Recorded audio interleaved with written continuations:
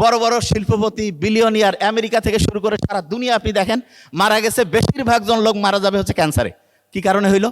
ক্যান্সারের যদি মূল কারণ আপনি খুঁজেন তাহলে দেখবেন যে আমাদের যে ডিএনএ আছে সেই ডিএনএর মধ্যে একটা গ্যাঞ্জাম লেগে গেছে, যেটাকে আপনারা মিউটেশন জানেন তো নিশ্চয়ই। ডিএনএর মধ্যে কোনো একটা পরিবর্তন আসছে, এই ডিএনএর পরিবর্তনটা শরীরে মাইক্রোপ্লাস্টিক যত বাড়বে তত ডিএনএর পরিবর্তন খারাপের দিকে যাওয়ার সম্ভাবনা বাড়বে। এই জন্য বুদ্ধিটা কি? বুদ্ধি হচ্ছে প্লাস্টিক সব বাতিল, মাটিতে যাইতে হবে। আল্লাহ মাটি থেকে এই শরীর বানিয়েছে না, সব কিছু মাটির করেন। আমি বলবো আপনি করতে পারেন, আমরা আমার বাসায় করছি এবং আমি নিজে দেখছি যে এটা অন্যরকম ইফেক্টিভ। মাটির হচ্ছে কন্টেইনারে রান্না, মাটির হচ্ছে প্লেটে খাওয়া, মাটিতে হাঁটা, মাটিতে হচ্ছে ঘোরা, বাচ্চা কাচ্চাদের মাটিতে গড়গড়া করানো, যে মানে বাচ্চা কাচ্চা ওই যে গ্রামে দেখেন না মাটির মধ্যে ঘোরাফেরা করে। অনেকে মনে করে শহরের মধ্যে থাকবো মাটি লাগবে না, মাটি আপনার শরীরের জন্য সবচেয়ে দামি জিনিস। আমি তো বলি মাটি হচ্ছে অ্যান্টিঅক্সিডেন্টের মতো। অ্যান্টিঅক্সিডেন্ট কি করে? অক্সিডেটিভ ফসফোরাইলেশনের বিক্রিয়া থেকে ফ্রি রেডিক্যাল, মানে যেইটা মৃত্যুর দিকে আগায় যায় সেইটার তৈরির পরিমাণটা ক্রমাগত কম কম করে। এইটা সবচেয়ে গুরুত্ব দিবেন। বাসায় যত প্লাস্টিকের জিনিস আছেন বিশ্বাস করেন সবগুলো বাতিল করেন, সব বাতিল। আরেকটা জিনিস, অনেকে মনে করে যে বিভিন্ন জার্নালে আমরা একটা তথ্য পাইলাম এটা বোধহয় ঠিক। শোনেন, আপনারা বিশেষ করে যারা ডক্টর আছেন, যে কোনো ডক্টর খালি একটা রিসার্চ পেপার দেখে বিশ্বাস করবেন না। আমেরিকা, ইউরোপে থ্যালিডোমাইট বলে একটা ড্রাগ আছে, থ্যালিডোমাইট। ওনারা বললো যে এই ড্রাগটা একটা ম্যাজিক্যাল ড্রাগ। কিসের জন্য?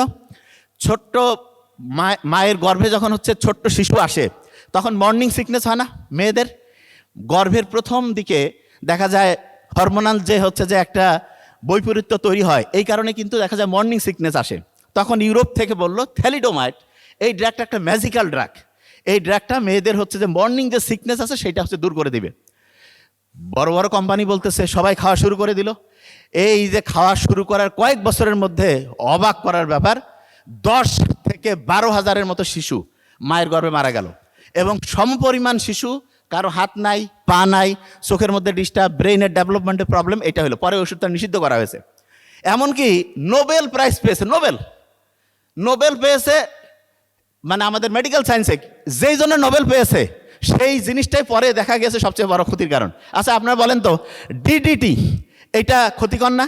আপনারা ওই যে কয়েল, মশার কয়েলের বিজ্ঞাপনে দেখেন না যে এর মধ্যে ক্ষতিকর ডিডিটি নাই? ঠিক 1948-49 সালের দিকের ঘটনা। ডিডিটি বলছে মানুষের শরীরের জন্য 100% সেফ, এবং এইটা আবিষ্কারের জন্য নোবেল পেয়ে গেছে। পরে বিজ্ঞানীরা দেখলো আরে আল্লাহ, এটা তো মানুষকে মারি ফেলে। কিন্তু নোবেল কমিটি বললো এটা কি দিচ্ছেন আপনারা?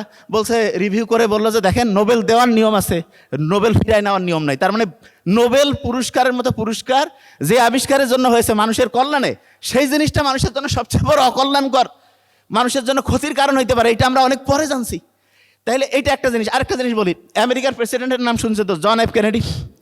ওনার বোন কিন্তু সিজোফ্রেনিয়া আক্রান্ত ছিল, সিজোফ্রেনিয়ায় শিকল দিয়ে বেঁধে রাখতো, কোনো রকমের হচ্ছে কন্ট্রোল করা যাইতো না। একজন ডাক্তার এসে বললো যে আমি ওনাকে ঠিক করব। কিভাবে করবেন? বলছে সামনের যে এই যে ফ্রন্টাল লোব এইটাকে আমি হচ্ছে কাটবো। তা বলছে যে অপারেশন ঠিকভাবে করতে পারবেন? হ্যাঁ পারবো। ভেরি নাইস, অপারেশন হয়ে গেল।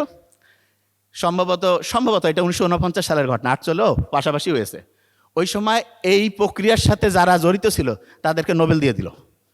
পরবর্তীতে জানা গেল এই যে আমাদের শরীরের যে ব্রেইন, তার যে একটা অংশ ফ্রন্টাল লোব, এইটা যদি কারো আপনি হচ্ছে যে কেটে আলাদা করে ফেলেন তখন ওই লোকটা জীবিত থাকে কিন্তু জীবিত অবস্থায় মৃত। যাবে কীরকম? দেখা যায় সে কিছু খেয়াল রাখতে পারে না, ইমোশনাল যে কানেকশন সেইটা হয় না, মানুষের সাথে তার যে সোশ্যাল বন্ডিং সবগুলো জিনিস নষ্ট হয়ে যায়। পরবর্তীতে এটাকে বলছে মেডিকেলের সবচেয়ে একটা কালো অধ্যায়, অথচ এটার জন্য কিন্তু নোবেল পেয়ে গেছে। তার মানে আপনি কি বুঝতে পারছেন আমার কথা আমি কি বলছি? আপনাকে এসে যে কেউ বললো যে এটা রিসার্চ পেপারে পাইছি, যে কোনো রিসার্চ পেপারের চাইতে পুরাতন আমলের দাদা দাদি নানা নানি বলছে এইরকম জিনিসগুলো বেশি আপনি বিশ্বাস করেন, বেশি পরিমাণ হচ্ছে অথেন্টিক হবে, গ্যারান্টি দিয়ে বলছি। আর এই যে যতগুলো এই ফার্মা কোম্পানি বলেন সবাই যে খারাপ তা না, কিন্তু আপনার মাথায় রাখতে হবে এত ওষুধ লাগার কোনো সুযোগে নাই। আমরা যদি রেগুলারিটি মেনটেন করে আমাদের শরীরকে পুষ্টিকর উপাদান দিতে পারি তাহলে বিশ্বাস করেন ওষুধপত্র জিরোতে নামানো সম্ভব। জিরো, যে ভাই এটা কি আসলেই পসিবল? 100%। আমাদের শরীরের জন্য 1 নম্বর খাবার হচ্ছে অক্সিজেন। 1 নম্বর খাবার কি বলেন তো? এই কথা কন না কেন? 1 নম্বর খাবার কি? অক্সিজেন। আচ্ছা 1 নম্বর খাবার যে অক্সিজেন, এইখানে যারা যারা আছেন একদম সত্যি কথা বলবেন, বুক ভরে শ্বাস নেওয়ার মাধ্যমে আমরা কিন্তু ফ্রি অক্সিজেন পাই, কোনো টাকা পয়সা লাগে না। এই কাজটা গতকালকে 5 থেকে 10 বার বুক ভরে শ্বাস নিয়েছেন, ধরে রাখছিলেন, ছাড়ছেন, এটা কারা কারা করছেন? হাত উঁচু করেন তো। সত্যি? 1 জন, 2 জন, এতজনের মধ্যে 3 জন। আচ্ছা, কারো কি টাকা লাগতো নাকি? যে গভর্নমেন্ট চেঞ্জ হয়েছে বা আগের গভর্নমেন্ট যেই থাক, টাকার কি সুযোগ আছে যে বুক ভরে শ্বাস নিলে টাকা লাগবে? আছে নাকি? আছে? তাহলে আমরা যে সবসময় সরকার তো ভালো খারাপ থাকে, কিন্তু দেখেন আমাদের এই যে লাস্ট এদিক কয়েক মিনিট আছি, এই বুক ভরে শ্বাস নেওয়ার যে প্রক্রিয়া, এই প্রক্রিয়ার মধ্যে কোনো টাকা লাগে না, কিচ্ছু লাগে না। এটা যদি টাকা দিয়ে হইতো তাহলে তো বলতাম যে ভাই দাম বাড়ছে, তার মানে আমাদের অভ্যাসের মধ্যে সমস্যা আছে। এখন একটু বুক ভরে শ্বাস নেন তো, দ্রুত। সবাই নেই, ভালো লাগবে। শোনেন, আপনার একটা কাজ, একটা বুদ্ধি শিখাই দেই। ইমার্জেন্সিতে দেখবেন যে কোনো সময় রুগী এসে হাঙ্গামা শুরু করে দেওয়া হয় না? একটা বুদ্ধি শিখাই দেই, ম্যাজিকের মতো কাজ করবে। আসছে না? যেই লোক ইমার্জেন্সিতে এসে হাঙ্গামা শুরু করছে, দেখবেন যে চিল্লা হাল্লা মুক্তমুখ করে, কিন্তু আপনি তো বুঝছেন যে ওনার ব্রেইনের প্রিফ্রন্টাল কর্টেক্স হিপ্পোক্যাম্পাসের মধ্যে ডিসকানেকশন শুরু হয়ে গেছে। বলবেন যে দেখেন, আপনার রুগীর ট্রিটমেন্ট ভালো হবে, আপনার একটা কাজ করতে হবে। রুগীর ট্রিটমেন্ট ভালো হবে যে হ্যাঁ, কী কাজ? বুক ভরে আপনি শ্বাস নেন, ধরে রাখেন, ছাড়েন। বলছে এটা কীরকম?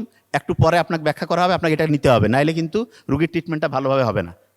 এবং রুগী যদি আল্লাহর রহমতে শ্বাস প্রশ্বাসের যদি কোনো সমস্যা ওইরকম না থাকে, রুগীকে বলবেন যে আপনি ওইটা নেওয়া শুরু করেন। বিশ্বাস করেন, বিশ্বাস করেন, আমাদের শরীর যখন কোষগুলো ঠিকভাবে অক্সিজেন পায়, শরীরের কোষ অক্সিজেন পাওয়া মানে ওর মন চাঙ্গা হয়ে গেল। আপনার মন যখন খুশি থাকে, কীরকম খুশি? প্রপের রেজাল্ট দিছে, পাস করছেন, মনটা চাঙ্গা হয়ে গেছে না? ওই সময় যে যাই বলুক, খুব মন খুশি। আর মনে করেন রেজাল্ট খারাপ হয়েছে, আল্লাহ না করুক, মন মেজাজ গরম, তখন আপনাকে যাই করতে দেখ ভালো লাগে না, ঠিক না? আপনার কোষ যদি খুশিতে থাকে তাহলে সে ঠিকভাবে কাজ করবে না খারাপভাবে? ঠিকভাবে। শরীর খুশিতে থাকার 1 নম্বর বুদ্ধি হচ্ছে তাকে ঠিকভাবে অক্সিজেন দিতে হবে। আমি সবসময় বলি, যত পরীক্ষা আগে আসবে, এই যে প্রপ পরীক্ষা আসতেছে না, পরীক্ষার আগে দেখবেন বেশিরভাগ স্টুডেন্ট প্রচুর পড়ে, পরীক্ষার হলে গিয়া কয় ভাই পড়ছি, সত্যি কথা, কিন্তু পরীক্ষার হলে গিয়ে খেয়াল থাকে না, বলার সময় মাথায় আসতেছে না। কারণটা কি? এইটার একটা বড় কারণ হচ্ছে তার যে নার্ভগুলো আছে না, নার্ভগুলো এক্সাইটেড হয়ে গেছে। আমাদের শরীরে লক্ষ লক্ষ কোটি কোটি নার্ভ আছে, এবং সমস্ত নার্ভের মধ্যে মাত্র একটা নার্ভের কন্ট্রোল আমাদের হাতে আছে, একটা নার্ভ। সেই নার্ভটার নাম হচ্ছে ফ্রেনিক নার্ভ। ফ্রেনিক নার্ভ আপনারা জানেন। এবং সেই নার্ভটাকে যদি আপনি শান্ত করতে পারেন, ওই নার্ভটা 1টা থেকে 10টা, 10টা থেকে 100টা, 1000টা, লক্ষ কোটি মুহূর্তের মধ্যে শরীরের সমস্ত নার্ভকে সে শান্ত করে দেয়। কিভাবে শান্ত করবেন? ওইটা একটাই বুদ্ধি, বুক ভরে শ্বাস নেওয়া, শ্বাস ছাড়া। এবং যে কোনো স্টুডেন্ট যদি বুদ্ধিমান বুদ্ধিমতী হয়, পরীক্ষায় আপনি যখন ভাইভা বোর্ডে যাচ্ছেন, তার আগে বুক ভরে শ্বাস নেবেন, ধরে রাখবেন, ছাড়বেন। এইটা শুধু পরীক্ষার ক্ষেত্রে না। ফুটবলে ক্রিস্টিয়ানো রোনালদোকে চিনি আমরা? চিনি না নাকি? কারা কারা চিনি? একটু হাত উঁচু করি। বাকিগুলো চিনে না? আলসা। আচ্ছা, আমি বলি, এমন অলস হয়েছে, ওই গোফের মধ্যে খেজুর পড়ছে, কয় যে মুখে পড়লে খাইতাম, হ্যাঁ, যে এত দূরে গোপ থেকে নিয়ে যে মুখে দিবে এই শক্তিও সে পাচ্ছে না, এরকম আলসা হয়ে গেছি। আচ্ছা, সমস্যা নেই, এটার কারণ হচ্ছে ঘড়ি নষ্ট হয়ে গেছে। এই যে অলসতা যে ধরছে নারী পুরুষ সবার, এইটার মূল কারণ ঘড়ি নষ্ট। যে জায়গায় ছিলাম, ক্রিস্টিয়ানো রোনালদো যখন ফ্রি কিক নেয়, দেখবেন, আপনি দেখিয়েন ভালো করে, ওই যে লাস্ট ফ্রি কিক, এটা বোধহয় হেডটিক না কি করছিলাম, আমার ঠিক খেয়াল নাই, ওই ফ্রি কিকে দেখেন সম্ভবত 88-89 মিনিটের দিকে করতেছে না? অনেকে ভাবতে চায় করতেছে কেন? সায়েন্স। প্রচুর প্রেশার, গোল দিলে টিকবে, না হলে কি হয়? ওই সময় তো পুরা বডির সমস্ত নার্ভ এক্সাইটেড, ঠান্ডা করবে কি করে? পানি ঢাললে হবে? নো। তখন বুক ভরে শ্বাস নিতে হয়, ছাড়তে হয়, বুক ভরে শ্বাস নিতে হয়, ছাড়তে হয়। মেসির অবশ্যই বুদ্ধিটা একটু কম আছে, আমি দেখছি। ওর বোধহয় জানেন আর কি না আল্লাহ জানে, এই বুদ্ধিটা ওকে দেওয়া উচিত। বুক ভরে শ্বাস নিবে, যে কোনো প্লেয়ারের টাই ব্রেকার মারার সময় বুক ভরে শ্বাস নিতে হবে, ছাড়তে হবে। এবং আপনি যে কোনো প্রবলেম, মনে করেন যে সন্ত্রাসী সামনে পড়ে গেছেন, বুদ্ধি নাই বাঁচার, বুক ভরে শ্বাস নেন, ছাড়েন, ও একটু ভয় খেয়ে যাবে, কি ব্যাপার, এটা আর কোনো জাদুবিদ্যা নাকি? কিন্তু বিশ্বাস করেন কাজ করবে, বিলিভ মি, কাজ করবে। যে কোনো প্রবলেম, যে কোনো ডিপ্রেশন, এই যে খজর মজর, যে কোনো ডিপ্রেশন, অ্যাংজাইটি, যে কোনো রকমের হচ্ছে ওটা কি বলে, সুইসাইডাল টেন্ডেন্সি, খারাপ যে কোনো কিছুর একটা ট্রিটমেন্ট, সেটা কি? বুক ভরে শ্বাস নেওয়া, ধরে রাখা, ছাড়া। বুক ভরে শ্বাস নেওয়া, ধরে রাখা, ছাড়া। এটা 1 নাম্বার। 2 নাম্বার, যেটা আমি আগেই বলে দিয়েছি, সব কিছু মাটির সাথে কানেক্টেড করা, মানে মাটি কেন্দ্রিক আমি যাব, তত আমি ভালো থাকবো। আরেকটা জিনিস,